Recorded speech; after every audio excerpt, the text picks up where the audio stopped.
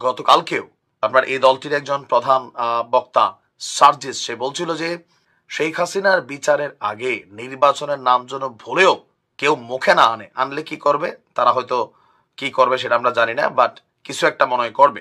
তবে এতে ভয় পাচ্ছেন না আমাদের প্রধান নির্বাচন কমিশনার যিনি আছেন সিইসি।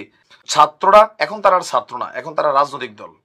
যখন আপনি রাজনৈতিক দল ঘোষণা করে দিয়েছেন, যখন আপনি একজন রাজনৈতিক দলের নেতা এবং কর্মী, তো সরকারের দৃষ্টিতে আপনি শুধুমাত্রই রাজনৈতিক একটা দলের নেতা কর্মী।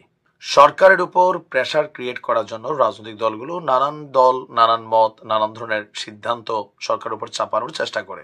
বাট আমরা যখন দেখছি যে সরকারের যে উইংস গুলো আছে, মানে শাখাগুলো আছে, বাংলাদেশ নামক রাষ্ট্রকে বিনির্মাণের জন্য সেপারেট কিছু সেক্টর আছে। এর মাঝখানে একটা সেক্টর হচ্ছে নির্বাচন কমিশন। পৃথিবীর প্রত্যেকটি দেশে নির্বাচন কমিশন যথেষ্ট স্বাধীন এবং শক্তিশালী।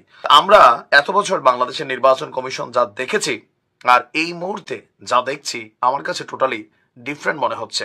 এনসিপি, জাতীয় নাগরিক কমিটি, গেল কয়েকদিন আগে রাজনৈতিক দলটি তাদের আত্মপ্রকাশের পর সরকারের উপর একটা চ্যালেঞ্জ ছুড়ে দিয়েছেন। চ্যালেঞ্জটা হচ্ছে যে নির্বাচনটা কি আগামী ডিসেম্বরে হবে নাকি এর পরে হবে। গতকালকেও আপনার এই দলটির একজন প্রধান বক্তা সার্জিস সে বলছিল যে শেখ হাসিনার বিচারের আগে নির্বাচনের নাম যেন ভুলেও কেউ মুখে না আনলে কি করবে তারা হয়তো কি করবে সেটা আমরা জানি না, বাট কিছু একটা মনে হয় করবে। তবে এতে ভয় পাচ্ছেন না আমাদের প্রধান নির্বাচন কমিশনার যিনি আছেন সিইসি এম নাসির উদ্দিন। যথেষ্ট সাহসী। ইভেন এই অন্তর্বর্তী সরকার ক্ষমতায় আসার পর তাকে নিয়োগ দেওয়া হয়েছিল, একজন যোগ্য লোক নিয়োগ দেওয়া হয়েছে বোঝা গেছে।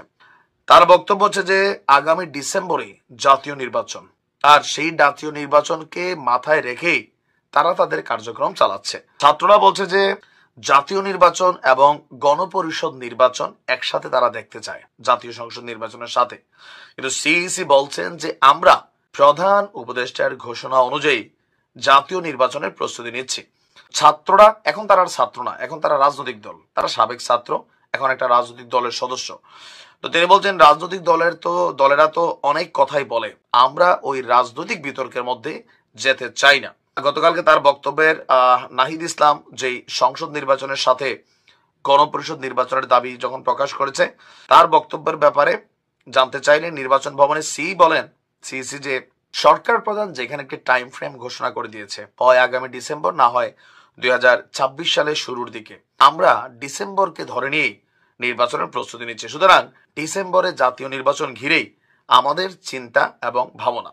আর তার বক্তব্য আমরা জাতীয় নির্বাচনের জন্য বিদ্যমান যে আইন কানুন আছে সেভাবেই প্রস্তুতি নিচ্ছি। গণপরিষদ নির্বাচন এখন আয়োজন সম্ভব না। রাজনৈতিক দলগুলো নানান বক্তব্য থাকতে পারে, কিন্তু নির্বাচন যারা আয়োজন করবে না কিন্তু নির্বাচন কমিশন, তারা বলে দিচ্ছেন যে এখানে আপাতত স্থানীয় সরকার নির্বাচন এবং গণপরিষদ নির্বাচন এই দুইটার কোনটাই হবে না। হবে কোনটা?